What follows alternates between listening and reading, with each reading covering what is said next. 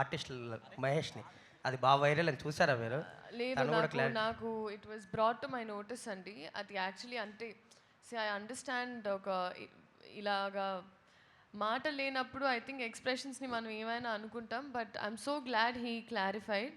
అలా ఏం లేదు. ఆ రోజు ఏం జరిగిందంటే అక్కడ నుంచుంటున్న చాలాసేపు నాకు వెనకాల నుంచి ఒక సౌండ్ వినిపించింది. సో అలా వెనక్కి తిరిగాను నేను. అండ్ ఆయనతో నా ఫోన్ ఉంది.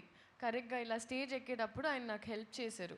సో నేను ఆ ఫోన్ కోసం తిరిగాను ఆయన, నేనేదో వినిపించిన వెనకాల. అండ్ మనం ఆబ్వియస్లీ ఆ టైంలో స్పీచ్లో వీవర్ ఆల్ లైక్ క్యారీడ్ అవే.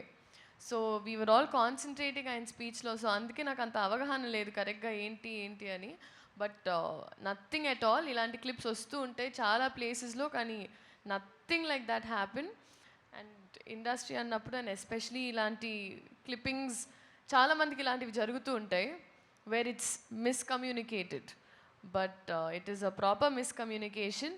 నాకు ఇంకా ఆయనతో చాలా సీన్స్ కూడా చేశాను. There is nothing like that. So ఏది ఒక మనిషి వర్బల్గా చెప్పే వరకు ఏది నమ్మకండి అని నేను చెప్తాను. ఎందుకంటే Instagram can be very receiving. నాకే ఆ రోజు చూసిన వెంటనే I felt very bad.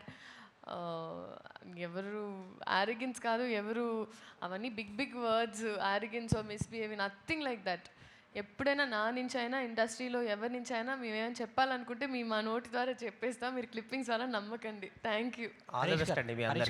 Harish గారు, ఇది గబ్బర్ సింగ్ అనే టైటిల్ ఒక ఫిక్షన్, అంటే మనం క్రియేట్ చేసి పాపులర్ చేసిన టైటిల్.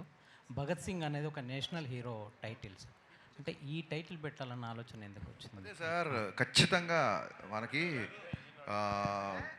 నేషనల్ లీడర్స్ని గుర్తు చేసుకున్న కొత్త జనరేషన్స్కి స్వాతంత్రం వచ్చి ఇన్ని సంవత్సరాలు అయిపోయింది కాబట్టి ఎక్కడన్నా అవకాశం ఉన్నా, ఎక్కడన్నా సందర్భం ఉన్నా సర్దార్ వల్లభాయ్ పటేల్ కానీ, సుభాష్ చంద్రబోస్ గారు కానీ, భగత్ సింగ్ గారు కానీ, వీళ్ళందరూ నా ఫేవరెట్ లీడర్స్. ఖచ్చితంగా అవకాశం ఉన్నప్పుడు భగత్ సింగ్ గారి గురించి, పటేల్ గారి